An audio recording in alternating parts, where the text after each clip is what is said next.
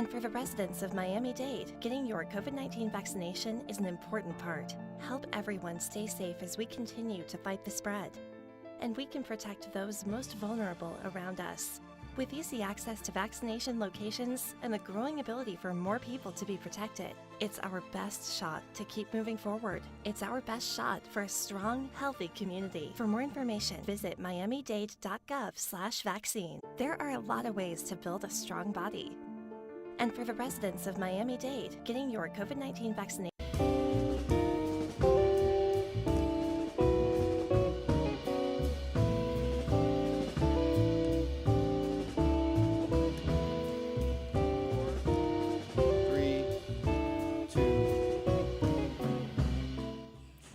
Good morning. It's Tuesday and it's 11 a.m., which means it's time for the FIU Music Hour on WDNA 88.9 FM, where we present live weekly performances in the WDNA Jazz Gallery and feature students, faculty, and alumni from Florida International University's Herbert and Nicole Wertheim School of Music and the Performing Arts. My name is Russ Spiegel. I'm back from vacation, and along with our producer, Dr. Karen Veloz, we'd like to welcome you to our show. Whether you're listening to us at home, in your car, or live on WDNA.org/FIU or on YouTube, we're delighted to have you with us. And today we are pleased to have pianist Juan Tobon, accompanied by saxophonist Luigi Arredondo and bassist David Pilla. Juan Tobon began studying music at the age of 13, taking private piano lessons. He would later attend the local music conservatory in his hometown in Colombia to focus on classical literature from Bach to Rachmaninoff. He played in different projects in Medellin until he traveled to Miami to perform with his own band, Santos. At this point, he made the move to Orlando, Florida to study jazz. And he has studied under Chris Davids, Richard Drexler, Michael Orda, Stephen Scott, Gary Campbell, and Kamal Gekic. Juan has also recorded and performed with artists Brian Tarquin and Tony Sukar. In the pop scene, Juan has had a remarkable career as an arranger and performer with such artists as Sheila E., Danny Ocean, Paulina Rubio, and Tito Nieves. Juan is an FIU graduate and is currently working as part of the FIU faculty in jazz studies. Good morning, Juan. How are you? Thank you for having me here. It's a pleasure to be here, and also a pleasure to be accompanied by these great young musicians. Fantastic. And you're going to play a couple tunes for us up front? Yeah, we're going to play a couple tunes. The first one is going to be The Sasser by Sam Jones, and the second one, The End by the great Kenny Kirkland. Fantastic. The Juan Tobon Trio.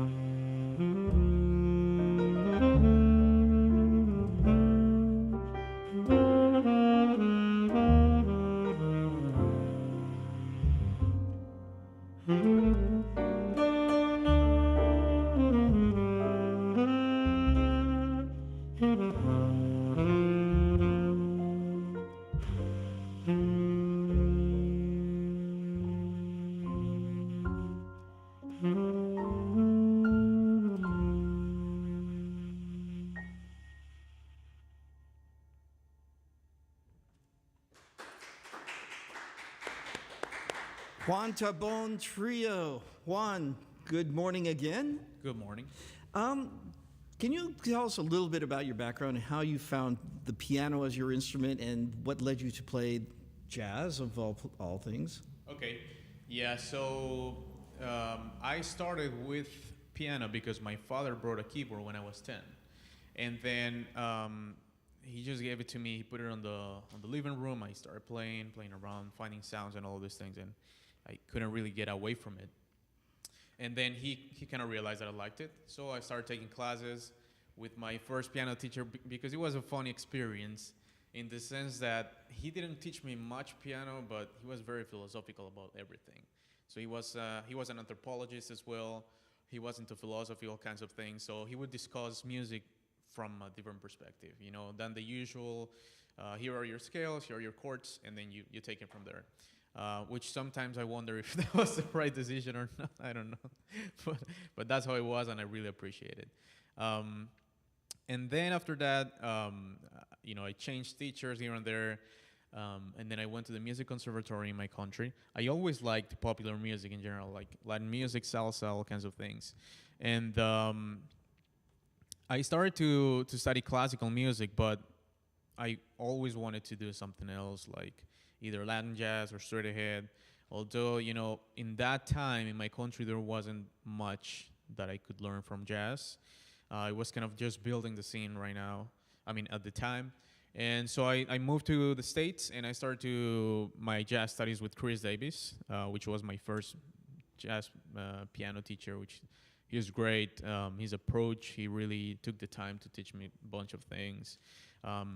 It was a completely new language for me. I had never, the things that I've heard were like Louis Armstrong and Frank Sinatra, Tony Bennett, great people, of course. But I was never exposed to Charlie Parker or John Coltrane or anything like that in my life until I was like 17, 18. So that was a big change for me, and then I took it from there. That's how I started, pretty much. Wow, that your dad just put a keyboard there just for... My dad loves music in a deep way. Actually, still today, he will send me songs that I've never heard before, and I was like, where did you find these? And he's like, I'm just constantly looking for music. And my father-in-law as well. It's a funny thing, but they are both crazy about music, If they could play an instrument and make a living out of it, they will sure do that, for sure. Oh, that's amazing. And about this trio, tell us about how this came about. So this is very interesting because, as you know, you're a performer as well. When you're around, you kind of know your guys, and those are the people that you always play with, and you kind of get used to those sounds and whatever. But on this trio, I wanted to do something a little bit different, play with people that I've never played before in this way, playing my compositions or either a jazz standard or something like that. So Luigi, I had met him in a top 40 gig. but I was like, man, this guy plays jazz. So we sat down right away and started talking. I was like, man, this and that. And then we really clicked with the music. And I was like, no, I got to use this guy at some point. And then in those conversations, I think we were driving down to the Keys. And then he's like, man, I know this bass player. He's great, whatever. And I was like, okay. So it stayed on my mind. And I was like, hey, Luigi, why don't you call David for this gig? Is he going to be around? He's like, yeah, because David lives in New York. He's finishing his degree there, I think. So, yeah, I called him. We prepared all the music. It was great from, one of those relationships that just kicks off from the start. And it was fantastic. So that's the way that we started this trio. That's a great story. And when you are writing your tunes, your arrangements, and choosing songs, how do you go about that? It really depends. Lately what I've noticed is that I don't even think about the key anymore, which I don't know if it's a good thing or not, but it's kind of liberating in a way to just kind of find colors in the music, for a technical way, it is very important to know where you are, and the meter and all these kind of things. And of course, I have to write the music for them, so there has to be some kind of, structure in the song and in the music, because my music is not like odd meters and all kinds of things. It's just, that's the way I feel and I write. But yeah, I tend to gravitate towards things that I've been just listening to quite a bit.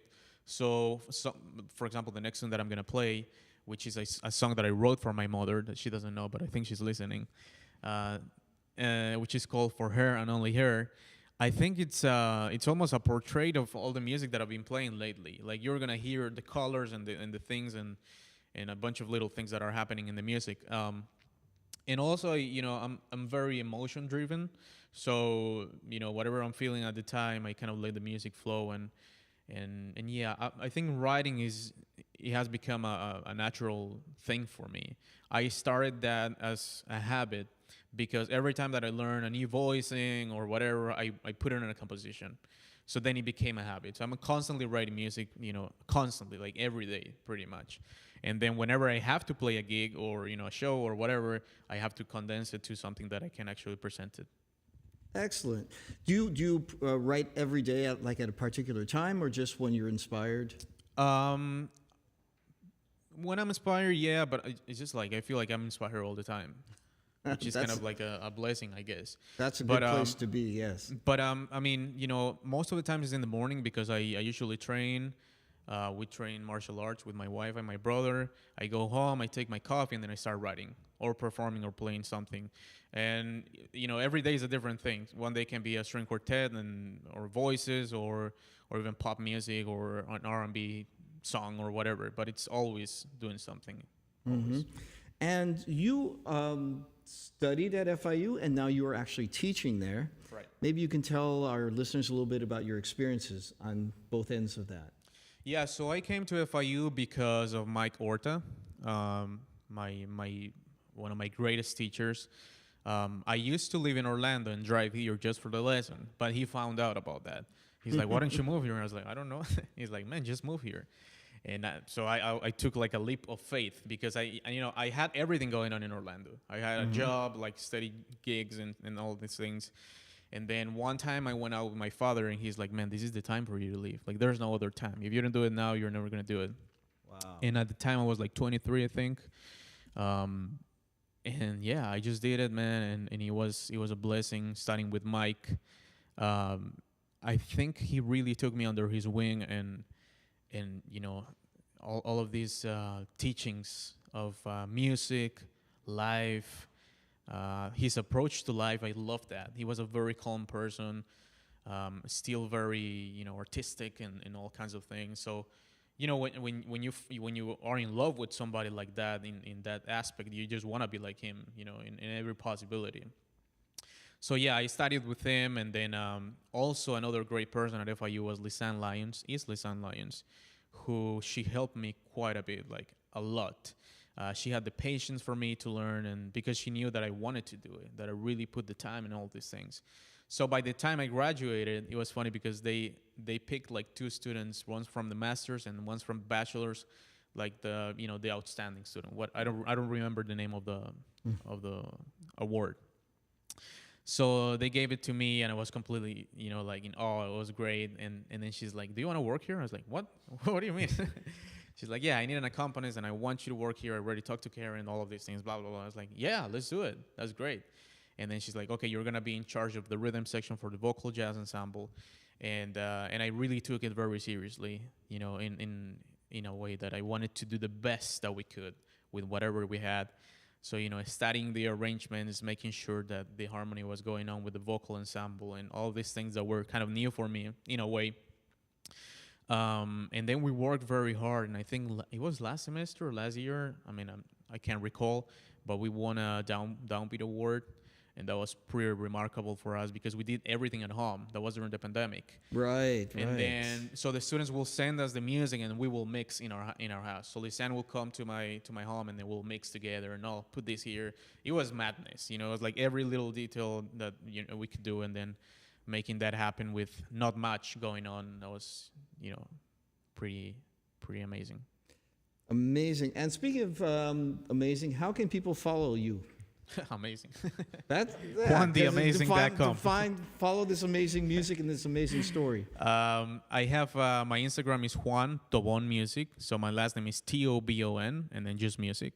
You can find me on Facebook. I have another page called Sound Senses, which is my company, where I do all the mixing, producing, music for film, sound effects, Foley, all kinds of things. And then the webpage also soundsenses.com. that's where we have most of our incoming projects and all kinds of things like that. Excellent.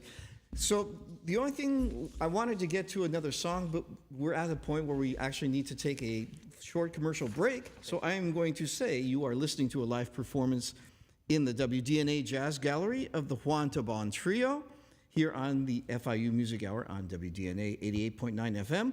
Please stick around. We'll be right back after these messages.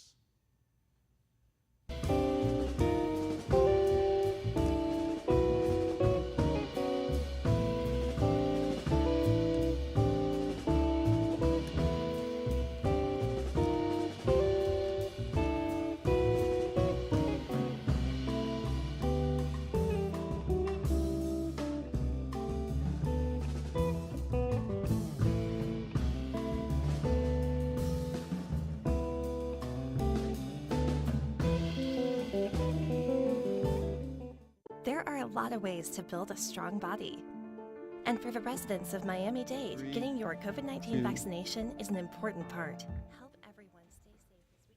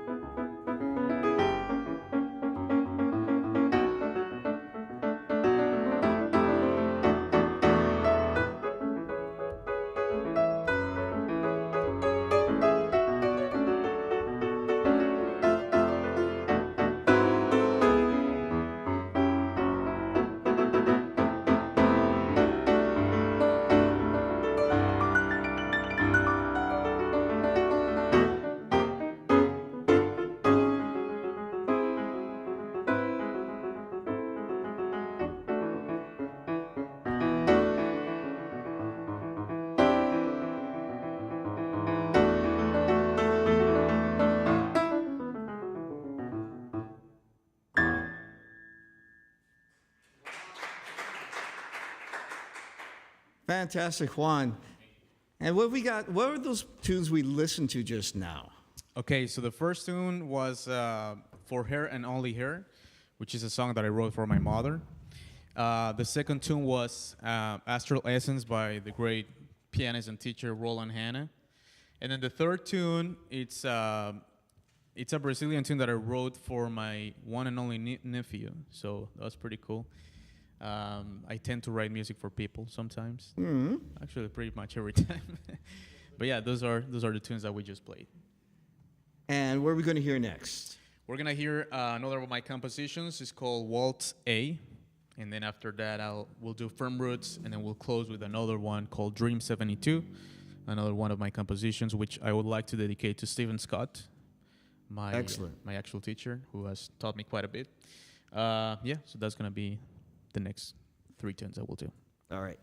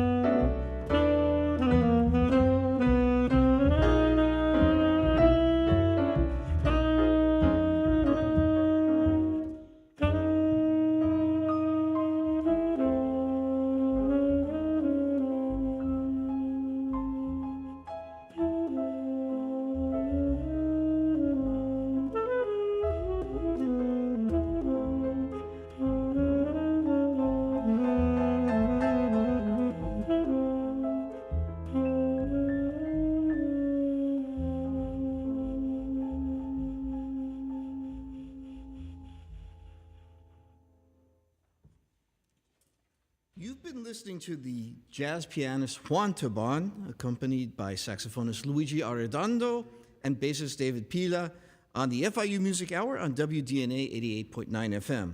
I've been your faculty host, Dr. Russ Spiegel, and along with our producer, Dr. Karen Velas, I'd like to thank our sound and tech wizard from WDNA, Alex Aldrich, and the staff of WDNA 88.9 FM for today's broadcast.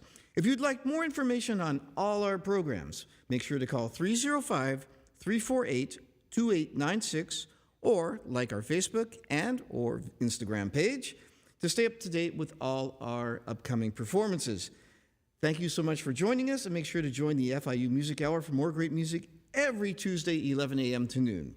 Thanks again to our guests, and what's the last song you would like to play for us? Dream 72. It's one of my compositions. Thank you, Ross. Thank you to Luigi and to David and to our great audience today. So here we go, guys. Let's do it. 1, 2, 3.